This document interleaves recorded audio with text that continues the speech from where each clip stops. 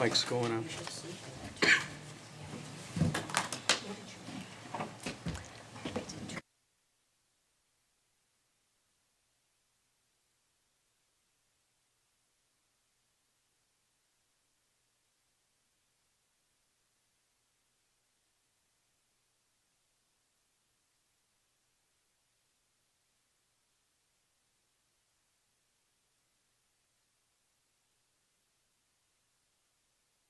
Flag of the United States of America and to the republic for which it stands, one nation, under God, indivisible, with liberty and justice for all.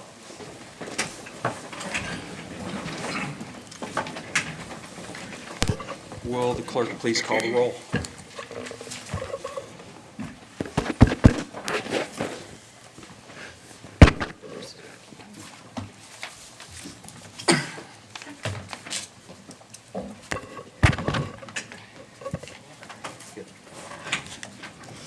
Mr. Broussard. Present.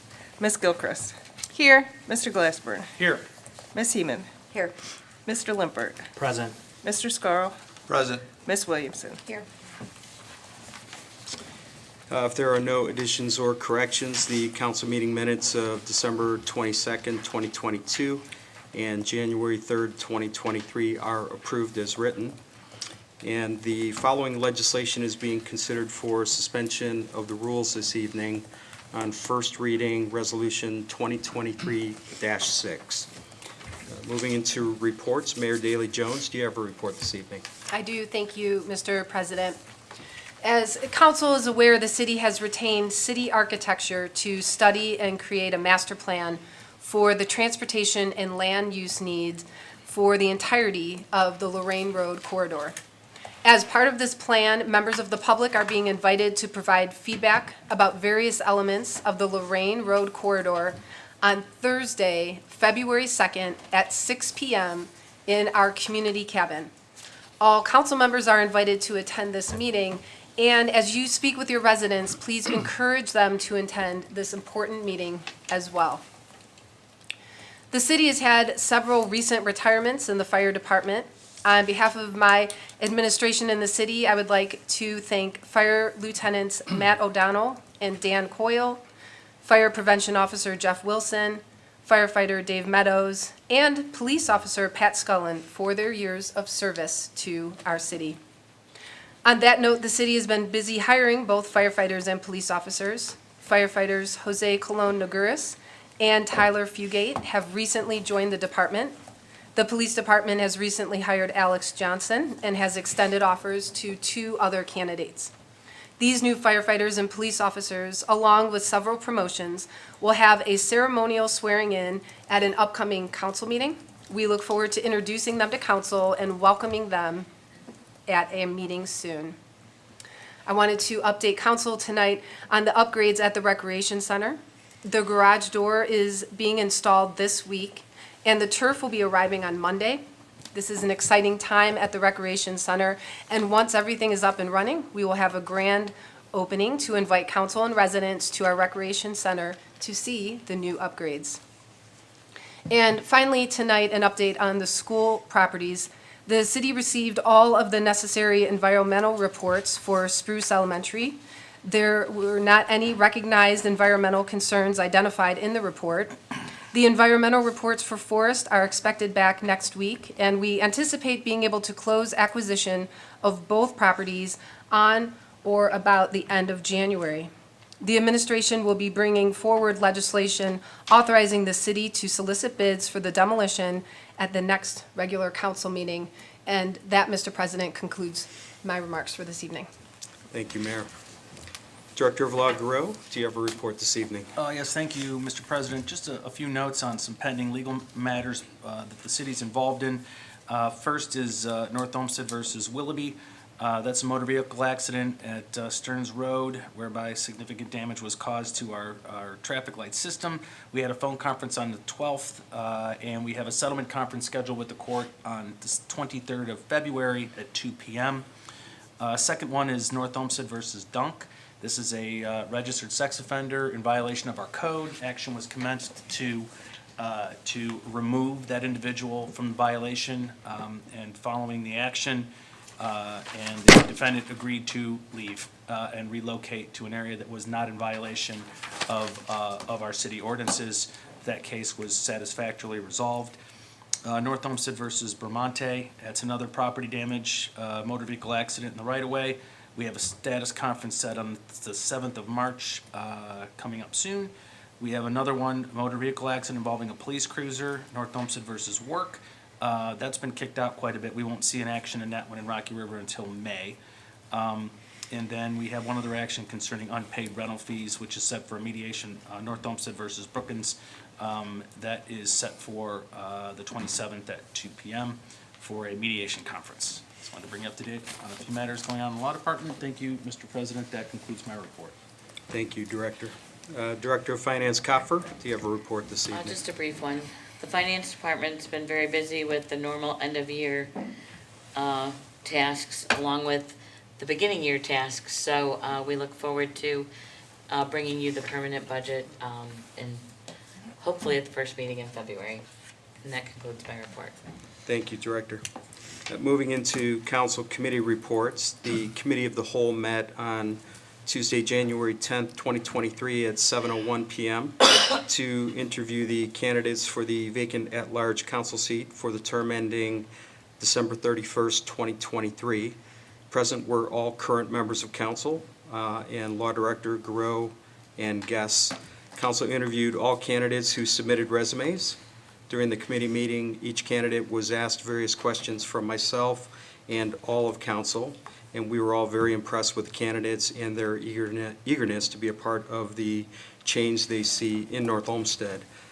Council was satisfied with the interviews and did not feel second interviews were necessary. Council also verified with Law Director Garreau the process to take place at the next council meeting to appoint the new council member. After no further discussion, the Committee of the Whole concluded at 8:57 p.m., and that will conclude my report. Councilwoman Williamson, Chairwoman of the Public Safety, Health, and Welfare Committee, do you have a report? I do. Thank you, Mr. President. The Public Safety, Health, and Welfare Committee met this evening at 7:14 p.m. Present were all members of council, our council president, the mayor, the directors of law, finance, HR, economic development, safety, recreation, and the special assistant to the mayor. On the agenda was ordinance 2022-106, which is an ordinance amending Chapter 557 of the General Offenses Code of the City of North Olmsted entitled Sale of Cigarettes and Tobacco Products in order to update regulations for the sale to or possession of cigarettes, electronic cigarettes, or other tobacco or alternate nicotine products by individuals under 21 years of age and declaring an emergency.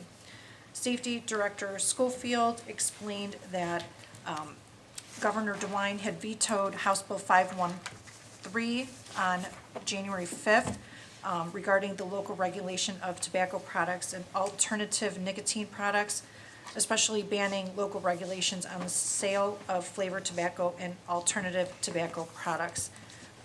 This ordinance will also update modifications that were last made to this section in 2019, and these changes would better match the ORC section 2927.02. There were numerous additions and corrections to our definition section, as well as the retention of the youth smoking education program due to its ties to juvenile court diversion programs. The other change throughout the document, language referring to child, minor, or anyone under 18 years of age to ensure consistency in reference to persons under or over the age of 21. A motion was made to recommend approval to all of council, and a motion passed with a vote of 2-0, and the meeting concluded at 7:19 p.m. Thank you. Thank you. Councilman Limpert, Chairman of the Building, Zoning, and Development Committee, do you have a report this evening? I do have a report this evening, Mr. President. The Building, Zoning, Development Committee met on 17th January this evening at 7:00 p.m. On the agenda, present were committee members Limpert, Williamson, and Heeman. On the agenda were two pieces of legislation, case number CMS number 22-23436 and ordinance 2023-2 CRA tax abatement. Mr. Upton, also present were all of council, the safety director, HR director, economic development director, recreation development director, mayor, and law director. For case number 22-23436, Mr. Upton explained that this was something that was presented to council back in December by the wastewater superintendent to establish an EQ basin in what was currently near the Spruce property, west of Stearns. He noted that one resident did have comments and concerns about it being close to rental property, which had been addressed in planning, and the resident didn't have any follow-ups. After some discussion, there was a question on the color of the roofing, which was confirmed it's still going to be silver. And with no further questions, the recommendation was made to approve CMS 22-23436 by a vote of 3-0. Next on the agenda was ordinance 2023-2, a CRA tax abatement. This is a tax abatement that's been available for a credit on new build of residential properties since 2014. Mr. Upton noted that he estimated up somewhere up to 80 houses or properties that have been impacted by this tax abatement. It is the position of the administration that at this point we do not need a tax abatement to encourage build of future properties. Mr. Limpert noted that he would like to see analyzed in the future the potential to leverage a tax abatement to more target specific types of build, whether it be by price or square footage. And with no other comments, the motion was passed by a vote of 3-0 to recommend ordinance 2023-2. And the meeting concluded at 7:10 p.m. Mr. President, at this time, I'd like to make a motion to recommend CMS number 22-23436 and ask for a second. Second. Motion to approve CMS number 22-23436, made by Councilman Limpert, seconded by Councilwoman Williamson. Roll call, please. Mr. Limpert? Yes. Ms. Williamson? Yes. Mr. Scarl? Yes. Mr. Glassberg? Yes. Ms. Heeman? Yes. Ms. Gilchrist? Yes. CMS number 22-23436 is approved by a vote of 6-0. Mr. President, that concludes my report. Thank you. Councilwoman Heeman, Chairwoman of the Recreation, Public Parks, and Buildings Committee, do you have a report? I do not, but if I may have a moment, sir. Sure. Thank you. I would like to state for the record that I did have an objection at the Committee of the Whole with regard to the timeliness of the applicants for the at-large position, and that objection is that only one applicant filed in a timely manner, which was the process and deadline set by our council president, and the other candidates filed late. Thank you.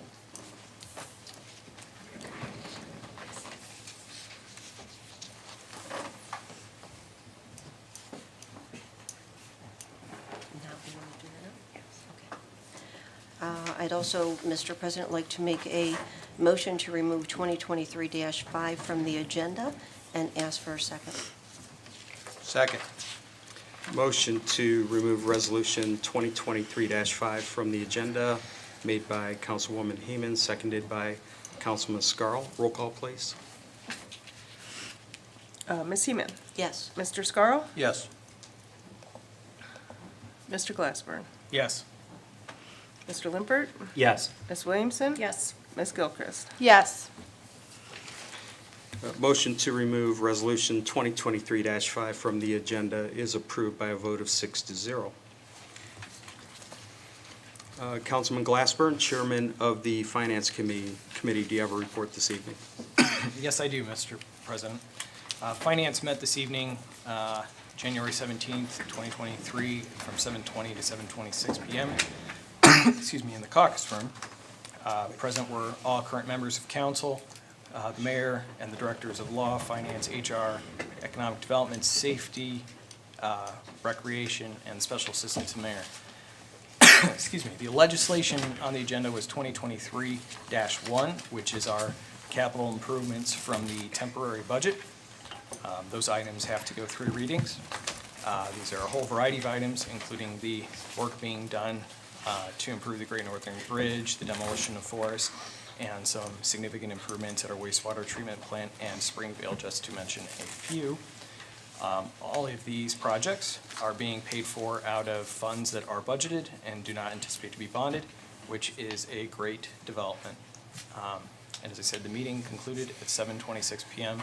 and that concludes, I'm sorry, it was favorably recommended 3-0, and the meeting concluded at 7:26 p.m. And that concludes my report. Thank you, Councilman. And right back to you, as Vice Chair of the Streets and Transportation Committee, do you have a report? I do not at this time. Thank you.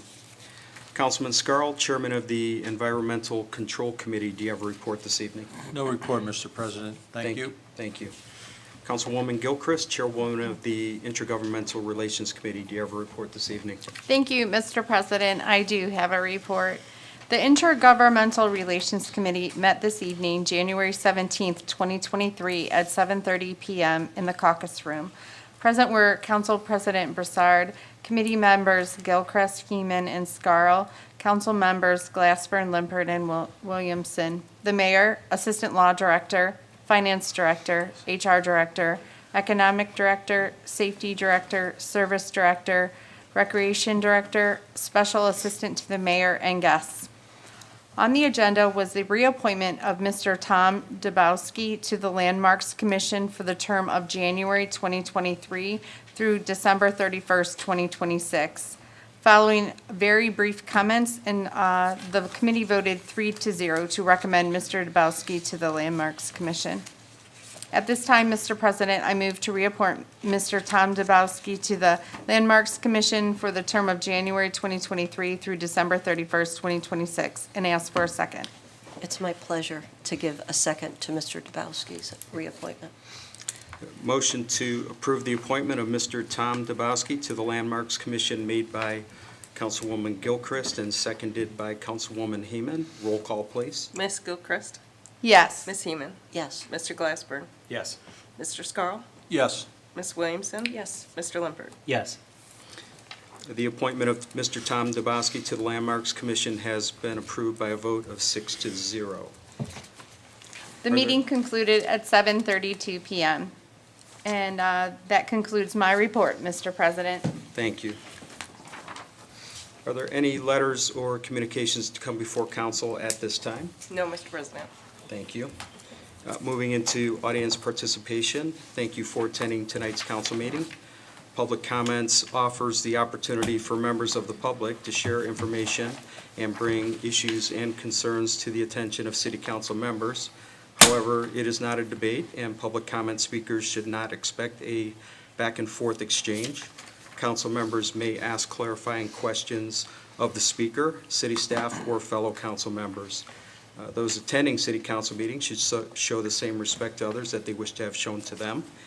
And if there is anyone in the audience who would like to address council, please come to the podium, state and spell your name and address for the clerk. If you live in a city other than North Olmsted, please state the name of that city and proceed with your comments. You'll have up to 5 minutes.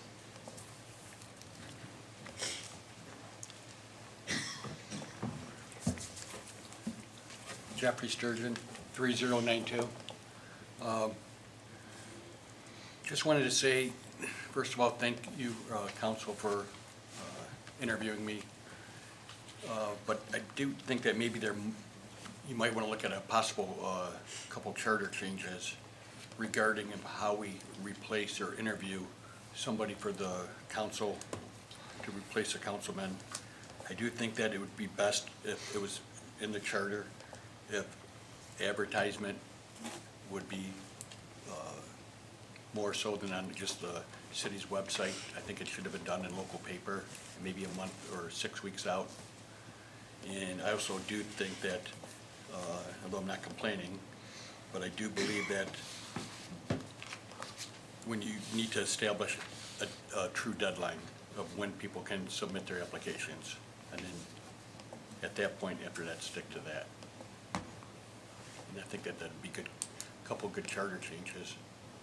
I understand that other people can still be nominated and stuff after, but as far as being interviewed and stuff, I think we need to have a firm deadline, and also let it be known throughout the city by advertisement, you know, in a local paper or however, as far as when it's gonna be.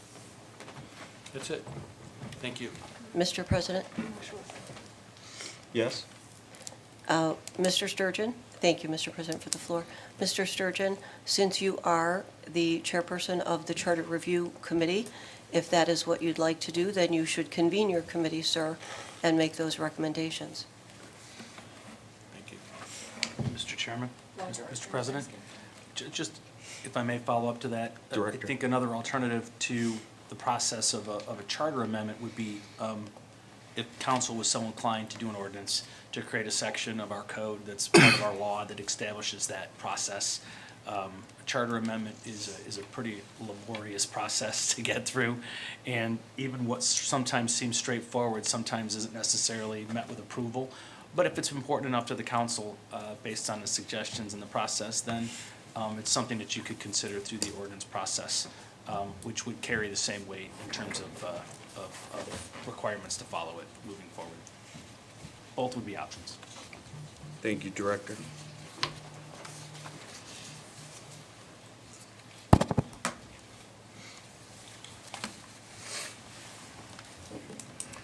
Alejandro Chalk, C-H-O-C-K, 24677 Randall Drive, City of North Homestead. I did want to echo what Mr. Sturgeon just said up here. In 2009 and in 2013, there is record that can be found in local media of council's active solicitation of applications from the public for open council seats. In 2023, there was nothing. That leaves the residents with candidates who were either informed directly by members of council or who happen to be on the city's website in the countdown to the new year, or as Councilmember Heeman suggested, they were not even able to see that before the arbitrary deadline that was set. But that is not the reason that I am here today. I've risen tonight to encourage an affirmative ballot on Resolution 2023-6, allowing the city to pursue ODOT safety grant funding for the major recommendation of the 2020 Clague Road Corridor Study, a study I served as the primary co-author for. This project will improve safety at the Maple Ridge Road intersection with Clague Road by adding a northbound left turn lane and improving signal efficiency. Recommendations identical to those presented to council in 2020 in Resolution 2020-111. At the time, Councilman Glassburn led the effort to kill 2020-111 in committee. And going further, the councilman would accuse me of stealing the money spent on the study for personal gain and conspiring with the former mayor to deny the city a larger project. Make no mistake, 2023-6 admits the fault in the failure to pass 2020-111. Council is very fortunate that the people that work in my industry are committed to making projects happen and continue to work towards keeping this project alive. The 27 crashes that have occurred on this stretch of Clague Road, including 1 serious and 4 minor injuries since the failure of 2020-111, are the real-world injuries of the decisions that you make on a daily basis. I applaud Mayor Jones for finishing the work the team that I was a part of started.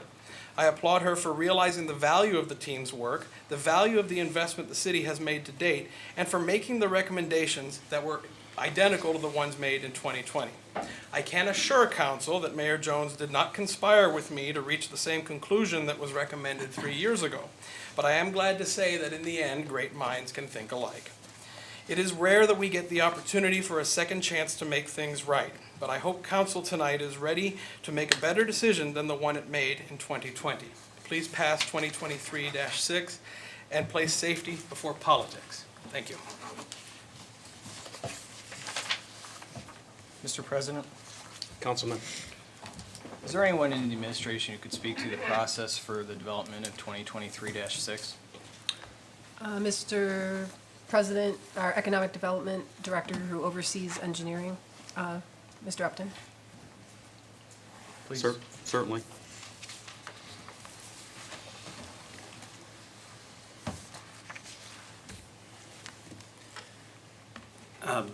Happy to answer any questions, but just as a brief overview of kind of how we got here. We took the report that the resident referenced and engaged the county public works director to conduct a peer review of the report. In their peer review that they provided to the city, they generally reached some consensus, although they noted quite a few of the shortcomings of the report itself, in saying that it was in a limited valuation, and the report could have been benefited by a more rigorous and consistent comparison. The report also indicated the lack of contemplating other alternatives and poor cost estimation, but generally speaking, it reached concurrence with what I refer to, I'm not an engineer, but the slip turn lane as it goes into Maple Ridge Road. So although it did note several of the shortcomings of the original report, it did find merit in providing that left turn lane. Mr. President, I just want to thank Director Upton and the mayor for finishing this out and getting council's questions answered on this. Thank you very much. Thank you.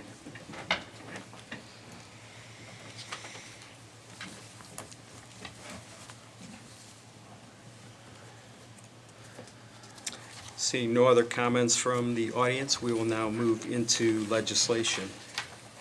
Legislation on second reading, ordinance 2022-106, introduced by Mayor Jones and Councilmembers Williamson and Gilchrist, an ordinance amending Chapter 557 of the General Offenses Code of the City of North Olmsted entitled Sale of Cigarettes and Tobacco Products in order to update regulations for the sale to or possession of cigarettes, electronic cigarettes, or other tobacco or alternate nicotine products by individuals under 21. Ordinance 2023-1, introduced by Mayor Jones, an ordinance to make appropriations for capital improvements for the city of North Olmsted for the year ending December 31st, 2023. Ordinance 2023-2, introduced by Mayor Jones, an ordinance amending and reestablishing Chapter 171 of the Administrative Code entitled Community Reinvestment in order to update the standards and protocols for awarding and managing tax abatement and declaring an emergency. Legislation on first reading. Resolution 2023-3, a resolution authorizing the mayor to enter into a contract with Motorola to purchase 50 Motorola WatchGuard body cameras together with related technical assistance for deployment by the North Olmsted Division of Police at a cost of $139,569 through the state purchase program and funded through grant funds from the Ohio Office of Criminal Justice Services and declaring an emergency. Mr. President, I introduce and place on first reading.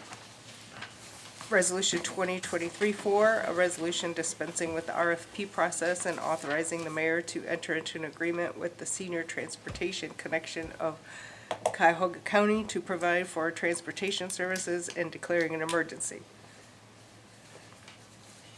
I introduce and place on first reading, Mr. President.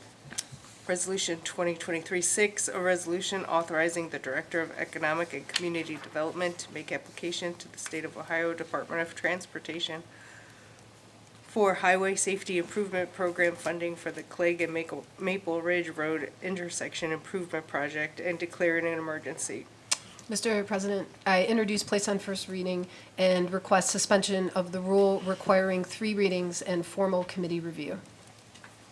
Mr. President, I move to suspend the rule requiring 3 readings and formal committee review on 2023-6. As has been noted in the conversation this evening, now that we have a complete report and we have the opportunity to apply for the safety funding, the sooner we can do that, it's in the public safety interest to do so, and I ask for a second. Second. Motion to suspend the rules requiring 3 readings and formal committee review for Resolution 2023-6 is made by Councilman Glassburn and seconded by Councilwoman Gilchrist. Roll call, please. Mr. Glassburn? Yes. Ms. Gilchrist? Yes. Ms. Heeman? Yes. Mr. Limpert? Yes. Mr. Scarrow? Yes. Ms. Williamson? Yes. That motion passes by a vote of 6-0. If there is anyone in the audience who wishes to address council regarding Resolution 2023-6, please speak now to be recognized. Seeing none, Mr. President, I move to adopt 2023-6 and ask for a second. Second. Motion to adopt Resolution 2023-6 made by Councilman Glassburn, seconded by Councilwoman Gilchrist. Roll call, please. Mr. Glassburn? Yes. Ms. Gilchrist? Yes. Ms. Williamson? Yes. Ms. Heeman? Yes. Mr. Limpert? Yes. Mr. Scarrow? Yes. Resolution 2023-6 is adopted by a vote of 6-0. Ordinance 2023-7, an ordinance authorizing the mayor to execute contracts with the director of the Ohio Department of Transportation for a countywide bridge repair project for structures on the interstate system, which includes Great Northern Boulevard Bridge over IR 40, Cuyahoga 22-0434, and Columbia Road Bridge over IR 40, 480, Cuyahoga 480-0446 in the North Olmsted, in the city of North Olmsted, and declaring an emergency. Mr. President, I introduce and place on first reading. Ordinance 2023-8, an ordinance amending and restating section 957.01 of chapter 957, alcoholic beverages on public grounds of the codified ordinances of the city of North Olmsted in order to permit beer and wine to be sold and consumed at the Saturday in the Park concert series and declaring an emergency. Mr. President, on behalf of myself and Councilwoman Heeman, I introduce and place on first reading.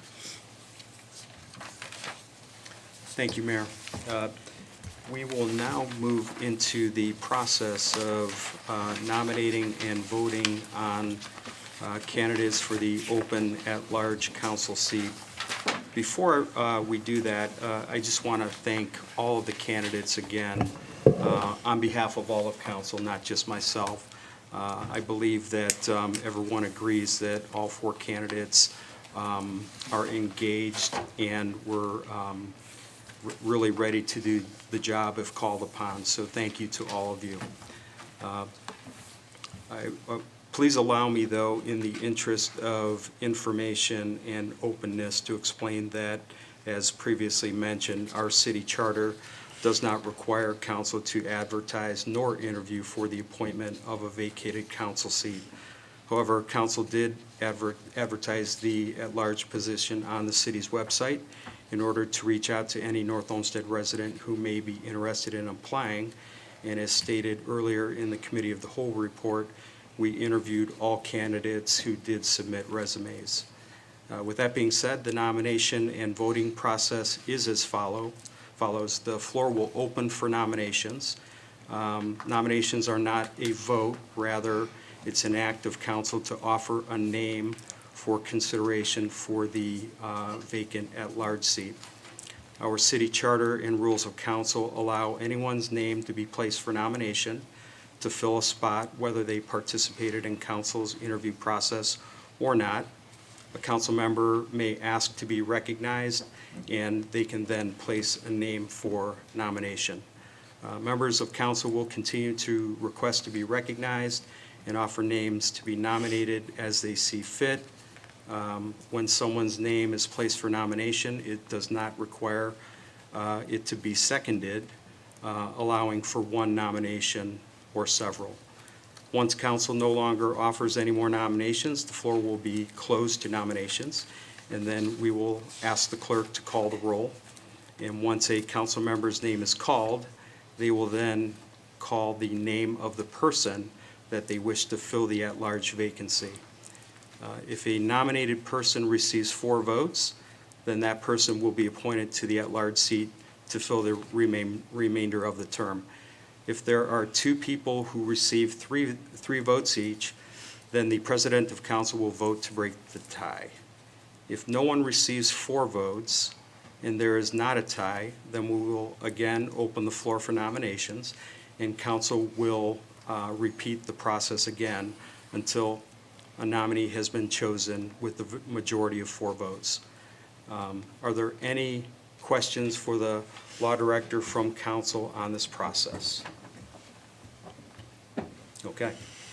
So seeing no questions, I will now ask for nominations to fill the vacant at-large council position through the term ending December 31st, 2023. Mr. President. Councilman Glassberg. Mr. President, I'd like to nominate Mark Madden. Mr. President, Councilwoman. I would like to nominate Jeff Sturgeon.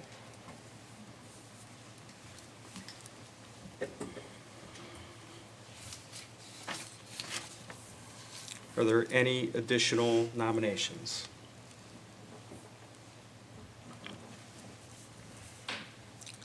Okay. The following individuals have been nominated to fill the vacant at-large position through December 31st, 2023, and that would be Mark Madden and Jeffrey Sturgeon. At this time, the floor is closed to nominations, so will the clerk please call the roll? Mr. Limpert. Jeff Sturgeon. Ms. Heeman. Mr. Sturgeon. Mr. Glassburn. Mark Madden. Mr. Scarl. Mr. Mark Madden. Ms. Williamson. Mr. Mark Madden. Ms. Gilchrist. Mr. Madden.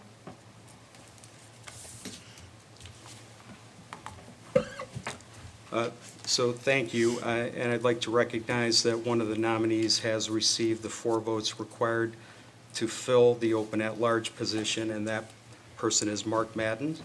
Congratulations, and you have received the majority of council votes this evening and are being appointed to the council at-large position. And again, I want to thank all the candidates who put their not only their names out there, but themselves out there. We need more of you. So seeing no tie, I'm sorry, lost my track there. We will now move into scheduling committee meetings for Tuesday, January 23rd, 24th, 2023. Councilwoman Williamson, would you like to schedule a Public Safety, Health and Welfare Committee? Yes, Mr. President, thank you. I'd like to schedule the Public Safety, Health and Welfare Committee for 7 p.m. To discuss Resolution 2023-3, and I ask the mayor or her designee to be present. Thank you. Thank you. Councilwoman Heeman, would you like to schedule Recreation, Public Parks and Building? Yes, thank you, Mr. President, for 7:05 to 7:10 to discuss 2023-8. Thank you. Thank you. And Councilman Glassburn, would you like to schedule Streets and Transportation meeting? Yes, Mr. President. I'd like to schedule Streets and Transportation for 7:10 p.m. on the 24th for legislation -4 and -7. And ask that the administration designate the appropriate individuals to attend. All right, thank you. With the agenda being completed and there being no further business to come before council at this time, this meeting of January 17th, 2023 is adjourned at 8:38 p.m.